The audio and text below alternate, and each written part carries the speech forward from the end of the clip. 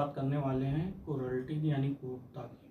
अगर हम लोग देखते हैं इसको आईपीसी यानी भारतीय दंड संहिता में इसको परिभाषित नहीं किया गया था, लेकिन जब ये रिप्लेसमेंट एक्ट हुआ यानी बीएनएस बना भारतीय न्याय संहिता, तो इसकी धारा 86 यानी 86 को आप देखते हैं तो वहाँ पे क्रूरता को यानी क्रूरल्टी को परिभाषित कर रखा गया है।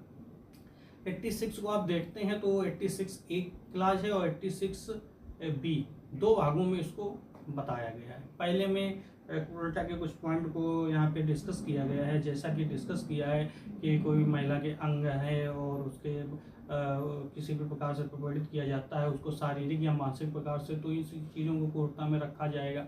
बी में आते हैं विधि विरुद्ध कोई उसे डिमांड ऐसा किया जा सकता है, तो इन सब चीज़ों को क्रूरल्टी के अंतर्गत रखा गया है।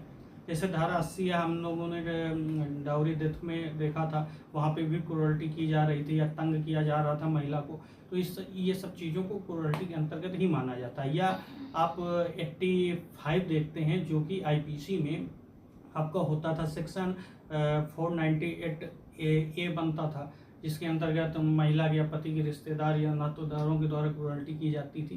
तो इन सब चीज़ों को इसके अंतर्गत रखा गया था क्रूरल्टी।